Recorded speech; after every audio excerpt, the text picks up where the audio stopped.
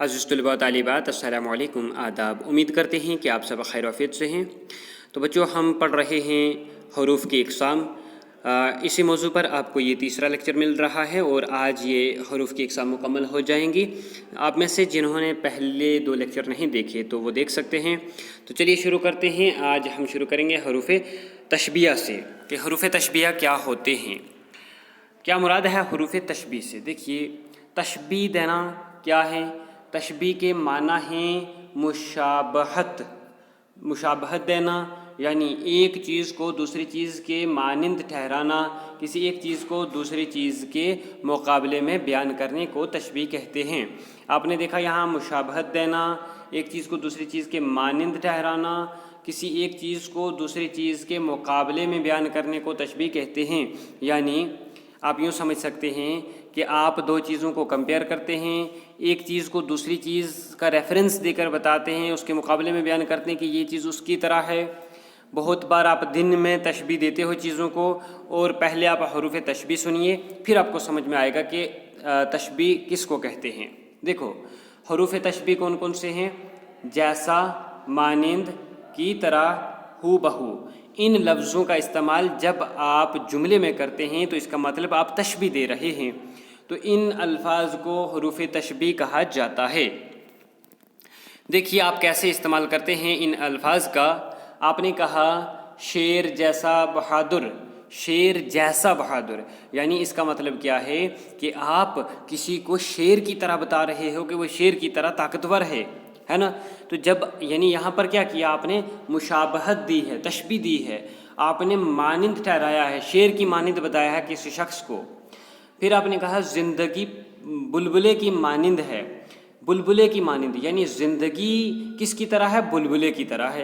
यानी जिस तरह पानी के बुलबुले की कोई पता नहीं कब ख़त्म हो जाए, उसी तरह ज़िंदगी का भी कोई पता नहीं। तो 2 चीज़ों को मुकाबले में बयान किया, यानी एक चीज़ को दूसरे चीज़ के मद्दे मुकाबिल बयान किया आपने, उसकी मानिंद ठहराया, उसके साथ तशबीह दी।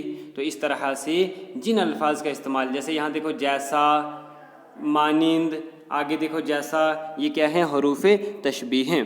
तो बच्चों, मैं आपको पहले बता चुका हूँ कि हरूफ का बयान आपको 2 अंदाज से पूछा जाता है। यहाँ से आपको कहा जाएगा इम्तहान में कि हरूफ तशबीह से क्या मुराद है, तो आपको वहाँ ये तारीफ़ भी लिखनी है और उसके बाद ये हरूफ तशबीह क्या हैं ये भी वाज़ह करने हैं, और आखिर पर मिसालों के साथ वाज़ह भी करना है। तो ये मिसालें भी देनी हैं।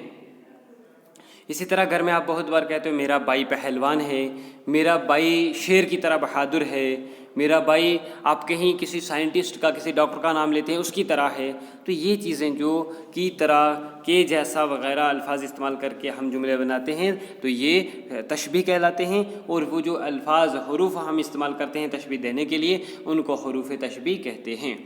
उम्मीद है कि आपको हरूफ तशबीह समझ में आ गया है। तो चलिए आगे बढ़ते हैं। आप लोग साथ साथ में लिखते भी जाएंगे, वीडियो पॉज करके आप स्क्रीनशॉट भी ले सकते हैं और यहाँ से वीडियो रोक के लिख भी सकते हैं। आगे है हरूफ इस्तफ़हाम। वो जो इस्तफ़हाम से क्या मुराद है, वो अल्फाज, वो हरूफ जो सवाल पूछने के लिए इस्तेमाल किए जाते हैं उनको हरूफ तशबीह कहते हैं। यानी वो हरूफ जो कुछ पूछने के लिए इस्तेमाल किए जाएँ उनको हरूफ तशबीह कहते हैं। अब कौन से हरूफ हैं जो कुछ पूछने के लिए हम इस्तेमाल करते हैं, कौन, कहाँ, क्यों, किस तरह, क्या, कैसा, कब, ये सब क्या हैं, हरूफ तशबीह, हरूफ इस्तफ़हाम हैं। इस्तफ़हाम से मुराद है सवाल पूछना, इंटरगेटिव, इसको सवालिया भी कहते हैं, सवालिया हरूफ। आप देखते हैं कि इंग्लिश में कहते हैं इंटरगेटिव क्वेश्चन या इंटरगेटिव सेंटेंस, तो वहाँ पर what, why, when, where, who, हुम, हुज ऐसे लफ्ज़ इस्तेमाल होते हैं। तो यहाँ पर ये वाले लफ्ज़ इस्तेमाल होते हैं सारे सवाल पूछने के लिए। तो वो हरूफ जो सवाल पूछने के लिए इस्तेमाल किए जाएं उनको क्या कहा जाता है, हरूफ इस्तफ़हाम। तो आप इनको जुमलों में इस्तेमाल कर सकते हैं। आपको इम्तहान में पूरा जुमला भी दिया जा सकता है और कहा जाएगा कि इनमें से, इस जुमले में से हरूफ इस्तफ़हाम वाज़ह करें या इस्तफ़हाम लिखिए अलग करके। तो वहाँ आपको पहचानना होगा। अगर आपको कहा गया है आप कहाँ रहते हैं, तो इस जुमले में कहाँ लफ्ज़ क्या होगा, हरूफ इस्तफ़हाम होगा। आया समझ में। आगे देखिए क्या है, हरूफ शर्त। तो बच्चों, हरूफ शर्त आपको नाम से पता चल जाएगा, शर्त लगाने के मौका पर जो हरूफ बोले जाते हैं उनको हरूफ शर्त कहते हैं। یا وہ حروف جو شرط کے لیے بولے جائیں یا شرط کے معنی پیدا کریں ان کو حروف شرط کہتے ہیں۔ مثلاً حروف شرط کون کون سے ہیں لکھیے، اگر، وگرنہ، جو، جب، ورنہ، جو ہی وغیرہ، یہ کیا ہیں؟ حروف شرط ہیں۔ آپ ان کو کہاں استعمال کرتے ہیں؟ شرط لگانے کے موقع پر۔ کیسے؟ دیکھیے شرط کیسے لگاتے ہیں آپ نے کہا اگر تم میرے گھر نہ آئے تو میں بھی تمہارے گھر نہیں آؤں گا۔ یہاں پر اگر جو لفظ ہے یہ کیا ہے؟ شرط ہے۔ آپ نے شرط لگائی کہ اگر تم آؤ گے، یعنی اس کا مطلب کیا ہے؟ یہ کنڈیشن ہے۔ اگر کیا ہو گیا؟ کنڈیشن۔ اگر وہ نہیں آیا تم بھی نہیں جاؤ گے، ٹھیک ہے نا؟ ایسے ہی کہتے ہو آپ جو پہلے پہنچے گا اسی کو انعام ملے گا، ٹھیک ہے نا؟ امتحان میں جو اول آئے گا اسی کو انعام ملے گا۔ تو جو لفظ کیا ہے؟ جو اول آئے گا وہی انعام پائے گا۔ جو لفظ یہ بھی حروف شرط ہے۔ اس طرح سے جب سے آپ استعمال کر سکتے ہیں، جب تک تم نہیں آؤ گے تب تک میں بھی نہیں آؤں گا۔ تو جب لفظ کیا ہوگا؟ شرط ہوگی، جب تک تم نہیں آؤ گے۔ تو روزمرہ زندگی میں آپ یہ الفاظ استعمال کرتے ہیں، آپ تھوڑے سے غور فرمائیں، انشاءاللہ آپ کو اچھے سے سمجھ آئے گا۔ آگے دیکھیے حروف جزا۔ تو حروف جزا سے کیا مراد ہے بچوں؟ آپ کو میں یہیں سے سمجھاتا ہوں۔ حروف جزا دیکھیے، آپ نے دیکھا حروف شرط ہیں، تو حروف شرط کس موقع پر بولے جا رہے ہیں؟ شرط لگانے کے موقع پر۔ تو شرط کے جواب میں جو حروف بولے جائیں گے، شرط کے جواب میں ان کو حروف جزا کہا جائے گا۔ کیسے؟ آپ نے یہاں دیکھا اگر تم میرے گھر نہ آئے تو میں تمہارے گھر نہیں آؤں گا۔ شرط کہاں تک تھی؟ اگر تم میرے گھر نہ آئے، یہاں تک تو میں بھی۔ تو یہاں سے آگے جملے کا معنی یعنی جواب شروع ہو جاتا ہے کہ اگر تم نہیں آئے تو کیا ہوگا؟ تو میں بھی نہیں آؤں گا۔ یہاں دیکھیے جب تک تم نہیں آؤ گے تو کیا ہوا؟ آگے جواب کیسے آئے گا؟ تب تک میں بھی نہیں آؤں گا۔ جب تک شرط ہے تب تک کیا ہے؟ جواب ہے آگے سے۔ تو وہ حروف جو شرط کے جواب میں، یعنی یہاں تو جیسے استعمال ہوا، یہاں جب کے جواب میں ہم نے تب تک استعمال کیا، جب تم آؤ گے تب میں بھی آؤں گا، تو جب کے معنی میں جواب میں تب یوز ہوا۔ تو اس طرح سے آپ نے دیکھا کہ حروف شرط کے جواب میں جو حروف بولے جاتے ہیں ان کو حروف جزا کہا جاتا ہے۔ آیا بات سمجھ میں؟ دیکھیے کیسے، پہلے آپ حروف جزا دیکھ لیجئے کون کون سے ہیں، مگر، سو، تو، تب تک وغیرہ۔ آپ نے کہا اگر تم محنت زیادہ کرو گے تو کچھ بن پائے گا۔ اگر تم محنت زیادہ کر پاؤ گے، اگر شرط ہے کہ کنڈیشن ہے، اگر محنت زیادہ کرو گے تو کچھ بن پائے گا۔ تو کیا ہے؟ جواب میں بولا جا رہا ہے، اس کے جواب میں۔ تو اس لیے آپ سمجھیں گے کہ حروف شرط کے جواب میں، اس اگر کیا تھا؟ حروف شرط ہے، اس کے جواب میں بولے جانے والے الفاظ کو حروف جزا کہتے ہیں۔ امید ہے آپ کو سمجھ میں آیا ہے حروف جزا۔ اب آگے ہے حروف اضافت۔ اس کو اضافت پڑھتے ہیں بچوں۔ حروف اضافت کیا ہیں؟ وہ حروف جو اسموں کے باہمی تعلق کو ظاہر کرتے ہیں۔ اسموں کے باہمی تعلق کو، بچوں اسم نام ہوتے ہیں، باہمی سے کیا مراد ہے؟ اندرونی، آپسی، یعنی آپسی تعلق کو ظاہر کرنے والے جو حروف ہیں ان کو کیا کہتے ہیں؟ ان کو حروف اضافت کہتے ہیں۔ یعنی وہ حروف جو دو اسموں کا تعلق، ان کا اپنا رشتہ، آپسی ان کا کیا تعلق ہے وہ ظاہر کریں، ان کو حروف اضافت کہا جاتا ہے۔ اب کیسے؟ پہلے دیکھیے حروف اضافت کون کون سے ہیں؟ یہ 9 ہوتے ہیں بچوں۔ کتنے؟ یاد رکھنا آپ نے، 9 ہوتے ہیں حروف اضافت۔ کا، کے، کی، را، رے، ری، نا، نے، نی، یہ 9 حروف اضافت ہیں۔ تو ان کو جملوں میں کیسے استعمال کرتے ہیں؟ اور دیکھیے کہ آپ کو سمجھ میں آئے گا۔ آپ مثال دیکھیے کہ کس طرح سے یہ آپسی تعلق ظاہر کرتے ہیں۔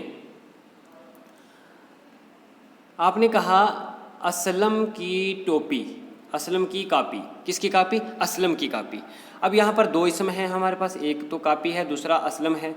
ان دونوں کا رشتہ بتایا گیا ہے۔ اسلم کی کاپی، کاپی کس کی ہے؟ اسلم کی، مطلب اس کا مالک، ملکیت ظاہر ہو رہی ہے، کس کی ہے؟ اسلم کی۔ تو بیچ میں ایک لفظ ہے جو تعلق ظاہر کر رہا ہے، وہ کیا ہے؟ کی۔ تو یہاں پر کی کیا ہوا؟ حروف اضافت ہوا۔ تو بچوں آپ نے یاد رکھنا ہے کہ یہ جو حروف اضافت ہیں ان سے مل کے مرکب بنتے ہیں۔ تو کیسے بنتے ہیں؟ دیکھیے جو پہلا اسم ہوتا ہے اس کو مضاف الیہ کہتے ہیں، مضاف الیہ کہتے ہیں۔ بیچ میں کیا ہو گیا؟ حروف اضافت ہو گیا، بیچ والا حروف اضافت ہے، اور جو آخر پر بعد میں اسم استعمال ہوتا ہے اس کو کیا کہتے ہیں؟ اس کو کہتے ہیں مضاف۔ تو یہاں سے آپ کیا سمجھے کہ پہلا اسم جس کے ساتھ بعد والے اسم کا تعلق، جس کو منسوب کیا جائے، جس کو جوڑا جائے، یعنی بعد والے اسم کو جس کے ساتھ جوڑا جائے اس کو مضاف علیہ کہتے ہیں، اور جس کو جوڑا جائے، یعنی بعد والے کو جوڑا گیا نا پہلے کے ساتھ، تو بعد والا کیا ہوا؟ مضاف، اور جو ان دونوں کا تعلق ظاہر کرتا ہے وہ حروف اضافت کہلاتا ہے۔ تو بچوں مضاف علیہ، مضاف اور حروف اضافت کے ملنے سے کیا بنتا ہے؟ مرکب بنتا ہے، اور کون سا مرکب بنتا ہے؟ مرکب اضافی، یعنی حروف اضافت سے مل کے بنا ہے تو کون سا بنے گا؟ مرکب اضافی۔ تو بچوں مرکب اضافی پر پورا لیکچر موجود ہے بنا ہوا، آپ لوگ وہ لیکچر الگ سے دیکھ سکتے ہیں، آپ کو اس کی ویڈیو فراہم کی گئی ہے۔ تو چلیے بچوں آگے بڑھتے ہیں۔ ابھی ہم نے کیا پڑھا؟ حروف اضافت، یعنی یہ 9 ہوتے ہیں اور یہ دو اسموں کا آپسی تعلق ظاہر کرتے ہیں۔ تو یہ حروف اضافت مضاف علیہ، مضاف اور حروف اضافت سے مل کے مرکب اضافی بنتا ہے۔ آپ کو امتحان میں اس طرح کے جملے بھی دیے جا سکتے ہیں مرکب والے، اور پوچھا جائے گا کہ یہ کس قسم کا مرکب ہے، یا ان میں سے حروف اضافت کون سا ہے۔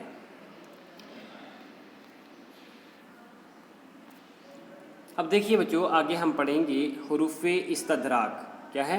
حروف استدراک وہ حروف جو جملے کے شک و شبہ کو دوسرے جملے میں آ کر اسے دور کرے، ان حروف کو حروف استدراک کہتے ہیں۔ بچوں دال کے بعد رے ہے یہاں پر، استدراک، الف سین تے دال رے الف کیف، استدراک آپ ٹھیک کر کے لکھیں گے۔ تو حروف استدراک جو ہیں کیا کام کرتے ہیں؟ پہلے جملے میں جو شک تھا اس کو دوسرے جملے میں آ کر ظاہر کرتے ہیں یا اس کو دور کرتے ہیں۔ کیسے؟ آپ بہت بار کوئی بات کرتے ہیں تو کسی کی بات آپ کو ادھوری لگتی ہے، سمجھ میں نہیں آتی، تو بعد میں وہ کچھ ایسے الفاظ استعمال کرے گا کہ آپ کا وہ شک دور ہوتا ہے، تو وہ الفاظ جو شک کو دور کریں ان کو حروف استدراک کہتے ہیں۔ اور وہ کون کون سے ہیں؟ اگرچہ، لیکن، مگر، پر، البتہ۔ مان لو آپ کے گھر میں کوئی فنکشن تھا، آپ نے اپنے دوست کو وہاں پر بلایا تھا، تو وہ نہیں آیا، دوسرے دن آپ کو ملتا ہے، آپ کہتے ہیں کہ اچھا دوست ہے یار، میں نے تجھے اپنے کسی فنکشن میں بلایا تھا، آپ آئے نہیں۔ وہ کہتا تھا میں تیار تھا یار۔ آپ کے ذہن میں آئے گا اگر تیار تھا تو پھر کیا ہوا، کیوں نہیں آیا؟ وہ کہے گا لیکن بیمار ہو گیا، لیکن موسم خراب ہو گیا، لیکن گاڑی نہیں ملی۔ تو یہ جو لیکن کا لفظ بیچ میں استعمال ہوگا، یا اگر وہ کیا کہتا ہے کہ میں بہت جلد نکلا تھا گھر سے، آپ کو اسکول میں بہت بار پوچھتے ہیں نا کہ آپ دیر سے کیوں آئے ہو، تو آپ کہتے ہو سر میں بہت جلد آیا تھا لیکن لیٹ ہو گیا، یا کہتے ہو مگر گاڑی نہیں ملی، پر راستہ خراب تھا۔ تو اس طرح کے الفاظ استعمال کر کے آپ جو پہلے جملے کا شک دوسرے میں دور کرتے ہیں اس کو حروف استدراک کہتے ہیں۔ آیا سمجھ میں؟ دیکھیے میں سبق یاد کر رہا ہوں اگرچہ میں بیمار ہوں، تو اگر جیسے جملہ بنا، اگرچہ جو ہے پہلے کا شک دور کرتا ہے، میں سبق یاد کر رہا ہوں، تو پھر کیا بات ہے بھائی، کیوں نہیں یاد ہوتا، کیا مسئلہ ہے؟ تو شک پڑ گیا نا آپ کو، تو آگے سے کیا ملے گا؟ اگرچہ میں بیمار ہوں، یہ نہیں، تو اس نے کہا میں سبق یاد کر رہا ہوں اگرچہ میں بیمار ہوں، یعنی بیمار ہونے کے باوجود بھی۔ پھر کہتا ہے میں اسکول آتا، کیوں نہیں آیا؟ مگر گاڑی نہیں ملی۔ تو یہ جو پہلے جملے کے شک کو دور کرے گا کیا کہلائے گا؟ حروف استدراک۔ چلیے بچوں اب آگے ہے حروف استثناء۔ کیا ہے؟ استثناء، الف سین تے سے نون الف ہے بچوں۔ استثناء وہ حروف جو کل کو جز سے جدا کریں، یا جز کو کل سے جدا کریں۔ کل کی کیا مراد ہے بچوں؟ آپ ایسے سمجھیں گے کہ ایک کلاس ہے پوری اسکول میں، آپ مان لیں، تو اس کلاس میں سے کسی ایک بچے کو نام لے کے ہم الگ کرتے ہیں، تو وہ مان لو پوری کلاس میں سے ایک کو الگ کرنا کیا کہلاتا ہے؟ کل سے جز کو الگ کرنا، جدا کرنا۔ تو وہ حروف جو کل سے جز کو الگ کرتے ہیں ان کو حروف استثناء کہتے ہیں۔ کیسے؟ پہلے دیکھیے حروف استثناء کون کون سے ہیں؟ ما سوائے، سوا، بن، بجز، صرف، علاوہ، وغیرہ۔ تو یہ الفاظ جہاں استعمال ہوتے ہیں تو آپ سمجھ جانا حروف استثناء ہیں۔ آپ کیسے استعمال کریں گے؟ ما سوائے احمد کی کلاس میں سب حاضر تھے، یعنی کلاس ہو گئی کل، تو احمد کیا ہو گیا؟ ایک جز، تو پوری کلاس میں سے ایک جز کو، ایک آدمی کو الگ کیا گیا، تو کس لفظ کے ساتھ ہوا الگ؟ ما سوائے کے ساتھ۔ ما سوائے احمد، یعنی احمد کو چھوڑ کے باقی سب حاضر تھے، تو ما سوائے کیا ہوا؟ اس نے کیا کام کیا ہے؟ اس نے کل سے جز کو الگ کیا ہے، تو یہ حروف کون سا ہوا؟ حروف استثناء۔ ایسے دیکھیے ندیم کے سوا سب بچے پاس ہو گئے، ندیم کے سوا، یعنی ایک بچے کو پورے سارے بچوں سے الگ کیا جا رہا ہے، تو کس کے ساتھ؟ سوا لفظ اس کو الگ کر رہا ہے، تو اس لیے سوا کیا ہوا؟ حروف استثناء۔ ایسے ہی بچوں آپ اور جملے بھی بنا سکتے ہیں، ضرور بنائیے، اور بنا کر آپ لوگ میسیج کے ذریعے کمنٹ کے ذریعے بتا سکتے ہیں، چیک کروا سکتے ہیں۔ اب آگے دیکھیے حروف تحسین۔ حروف تحسین یا ان کو حروف آفرین بھی کہتے ہیں، آپ سمجھیں گے آفرین، الف ر یہ نون، تو آفرین۔ حروف تحسین یا حروف آفرین کیا ہوتا ہے؟ وہ حروف جو تعریف یا داد کے موقع پر بولے جائیں انہیں حروف آفرین یا حروف تحسین کہتے ہیں۔ کیا ہوتا ہے آفرین یا تحسین؟ کہ کسی کی تعریف کرنے کے لیے، کسی کی واہ واہ کرنے کے لیے جو لفظ استعمال کرتے ہیں ہم، واہ واہ، شاباش، واہ کیا خوب کہا، آفرین، مرحبا وغیرہ، ایسے الفاظ آپ استعمال کرتے ہیں۔ کب استعمال کرتے ہیں؟ جب کسی کی تعریف کرتے ہیں۔ کیسے؟ دیکھیے ایک مشاعرہ ہو رہا ہے، مان لو وہاں شعر و شاعری پڑھی جا رہی ہے، تو آپ نے کسی کا شعر سنا تو آپ کو دل کو چھو گیا، اچھا لگا، آپ نے کہا واہ واہ کیا شعر کہا، تو واہ واہ لفظ جو ہے اس کی تعریف میں استعمال ہوا۔ پھر آپ نے کہا مرحبا، کتنا مشکل کام انجام دے دیا، یعنی کوئی کام مشکل تھا، کوئی آدمی اس کو نہیں کر پا رہا تھا، کسی ایک آدمی نے کیا، تو آپ اس کو کہتے ہیں ماشاءاللہ کیا بات ہے، آپ نے تو بہت بڑا کام کر دیا۔ تو ماشاءاللہ یہاں پر کیا ہوا؟ حروف تحسین یا آفرین ہوا۔ تو اسی طرح سے یہ جو الفاظ ہیں آپ یاد رکھیں گے، کیونکہ جملوں سے آپ کو یہ نکالنے پڑتے ہیں کبھی، یا آپ کو مثالیں دینی ہیں تو وہاں آپ کو یہ لکھنے ہیں، یا کہیں جملہ پوچھتے ہیں تو اس سے الگ کر کے لکھنا پڑتا ہے، اس لیے آپ مثالیں بھی یاد کریں گے، اپنے سے بھی بنائیں گے، حروف کی جو بھی ہیں تعریف وہ بھی یاد کریں گے، اور مثال کون کون سے حروف ہیں وہ بھی یاد رکھیں گے۔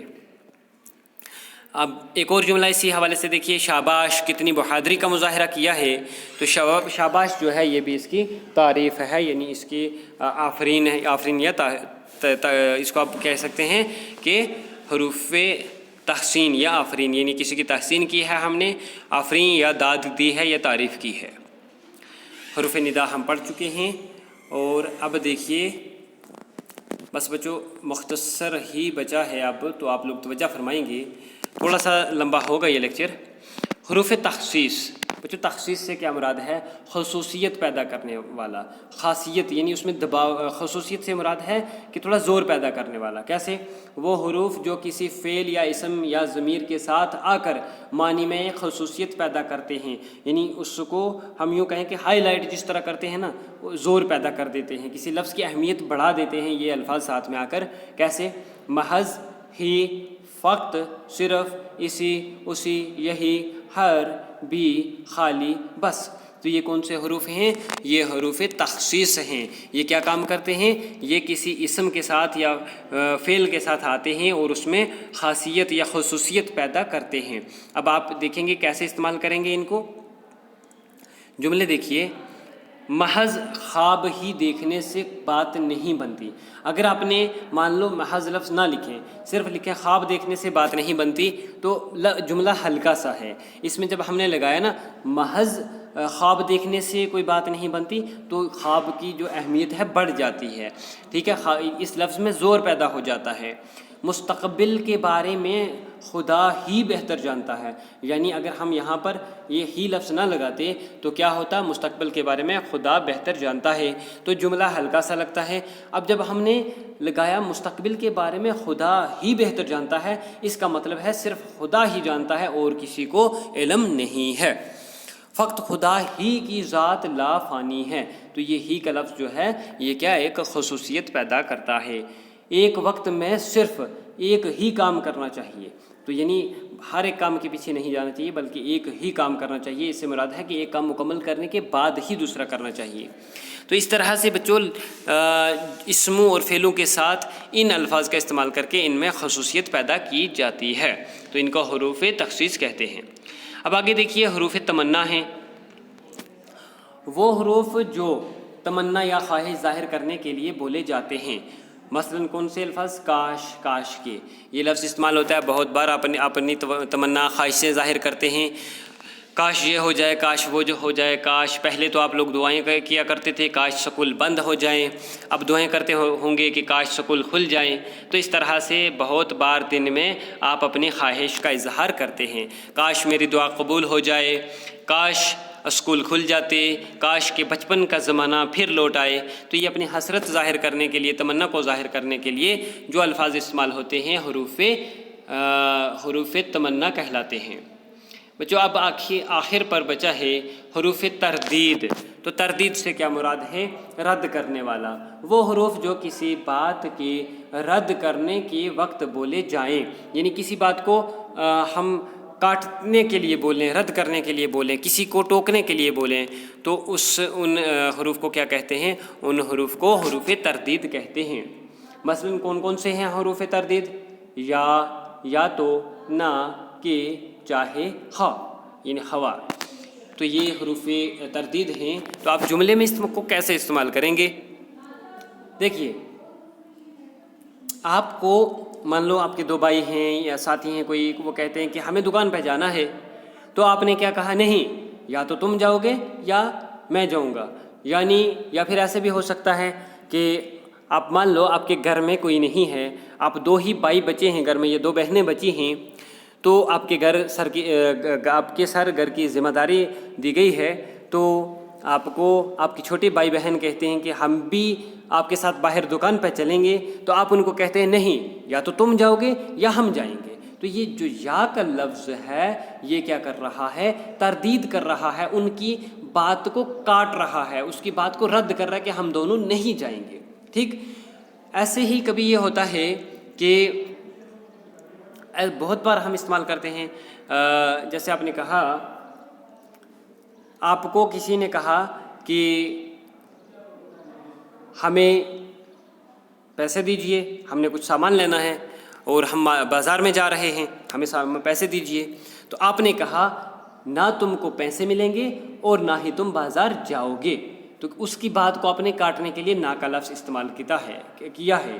تو اس طرح سے بچوں آپ دیکھیں گے کہ یعنی کسی کی بات پہ جس پہ آپ متفق نہیں ہیں، آپ اس کو کاٹ کے اپنی بات وہاں رکھتے ہیں۔ تو ان الفاظ کا اگر استعمال ہوتا ہے تو کیا سمجھیں گے؟ کون سے حروف ہیں؟ حروف تردید ہیں۔ تو بچوں امید ہے کہ آپ لوگوں نے اچھے سے حروف کا بیان سمجھا ہے، حروف کیا ہیں، حروف کی تعریف آپ لوگوں نے پڑھی، اور حرف کے معنی کیا ہیں، حروف کیا ہوتے ہیں، حروف ہجا کیا ہیں، حروف مانوی کیا ہیں، پوری مکمل تفصیل کے ساتھ آپ کو پڑھایا ہے۔ تو آپ لوگوں جنہوں نے پہلے لیکچر نہیں دیکھے تو وہ بھی لیکچر دیکھ لیجئے، پہلا اور دوسرا لیکچر۔ ڈسکرپشن میں لنک دونوں لیکچر کے دیے جائیں گے، تو کسی کو بھی اگر کہیں سے سمجھ نہیں آیا یا کوئی شک ہے تو آپ لوگ پوچھ سکتے ہیں۔ تو آج کے لیے اتنا ہی، اللہ حافظ، شکریہ، نوازش۔